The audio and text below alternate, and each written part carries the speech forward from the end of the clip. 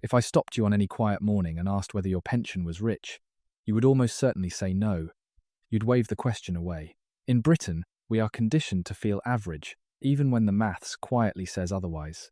We deflect, we downplay, and we assume everyone else is sitting a rung or two above us. So today, we are stripping away that reflex of modesty and looking honestly at where your pot actually stands. Because retirement in 2026 is not one single experience. It is a set of distinct altitudes, and the height you manage to reach decides how much of your own life you actually get to see. There are 4 levels. Let's find yours. Level 1. Behind, the safety net only. This is anyone arriving at retirement with less than £50,000 set aside. At this level, you are, in practice, entirely dependent on the state pension. That's roughly £12,550 a year, and every serious budget describes what it buys with the same blunt word: survival.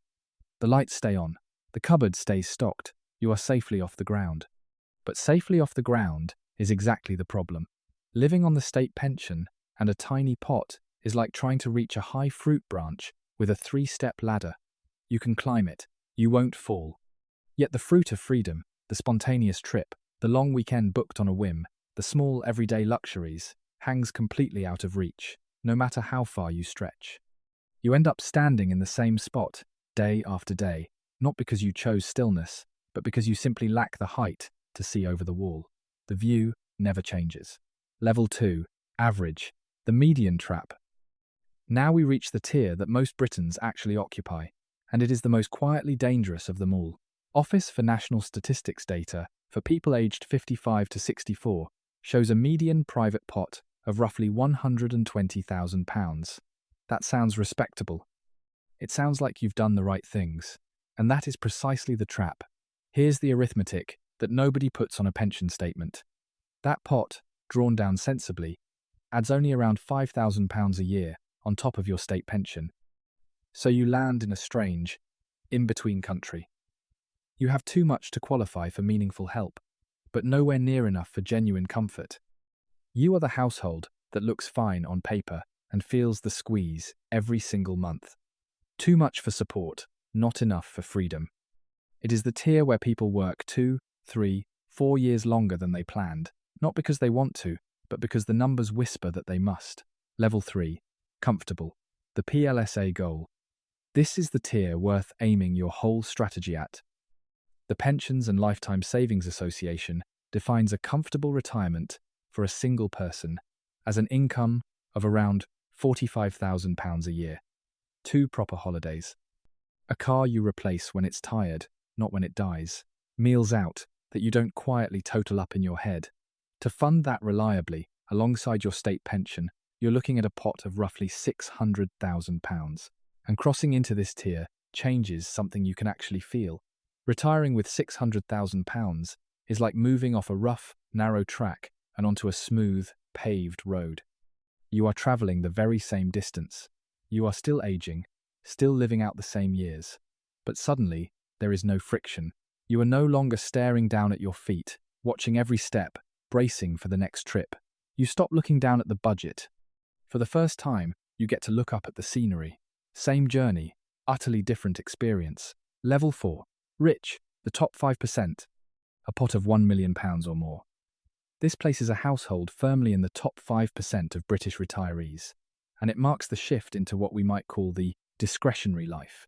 Below this line, your spending answers to a plan. At this line, the plan starts answering to you. Picture your pot as a deep stone basin. At every other level, drinking from the basin lowers the water. The anxiety is watching the level drop. Here, the basin is deep enough, and the inflow of compounding growth steady enough that even as you drink from it, the level barely moves. The water you take out is quietly replaced by the water flowing in, and once that happens, the entire question changes. You stop worrying about the depth of the water at all. You start thinking instead about who you'd like to invite to the garden. Before you decide which rung is yours, you need to meet the figure who lives in every UK pension without paying a penny of rent, HMRC. Think of them as the invisible tenant. They were always in the house, but lately, they've been taking more of the space. Here is why. The personal allowance, the slice of income you're allowed before tax bites, has been frozen at £12,570. Frozen. And while that number sits perfectly still, the triple lock keeps lifting your state pension towards it, year after year. The gap has narrowed to almost nothing. So as your income creeps upward and the threshold refuses to move, more of your success quietly crosses the line into taxable territory. Nobody raised your tax rate. They simply stopped moving the goalposts and let the tide carry you into them. Every year, the allowance stays frozen. The invisible tenant prunes a little more off the top of what you've grown. Now the part that matters, because none of this is fixed. Your tier is not a life sentence. With the right moves, most people can climb a full level inside 5 years, and it comes down to 2 levers. The first is salary sacrifice.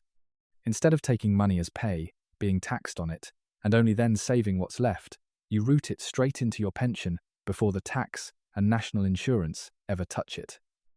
You are quietly stepping around the invisible tenant, legally, using the front door.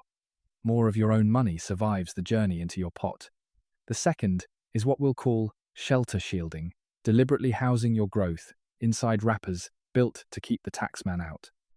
Your SIP, your self-invested personal pension, does exactly that for your retirement savings, while your ISA shelters growth you can reach sooner. Used together, they let your compounding do its work without HMRC skimming it each year. Small, deliberate, repeated. That is how a level 2 pot becomes a level 3 life. And if a quiet voice is telling you it's too late for any of this, that the climbing years are already behind you, I want you to hear this clearly. The runway is almost always longer than it feels. Someone who tightens up their saving in their late 40s or 50s, routing just a few £100s a month through the SIP and letting it compound, can still add a 6-figure sum to their pot before they ever draw a penny. That is often the difference between one tier and the next. The lever doesn't care how old you are when you finally pull it. It only cares that you pull it and that you keep pulling. Every extra year you give your money to grow is another few feet of height, another few feet of view over that wall. So, rich, average, or behind. In the end, ranking your pension was never about bragging rights. It was never about beating the neighbours. It is about clarity of flight, because true freedom arrives at the exact moment your private pot grows large enough to silence the mathematical noise, the sums, the worry, the quiet arithmetic that runs under every decision. And when that noise finally goes quiet, something remarkable happens on any ordinary morning. You check your pot, and you realize the most valuable thing it holds isn't the money at all. It's that your time, at last, belongs entirely to you. If you learned something, hit like and subscribe. I'll see you in the next one.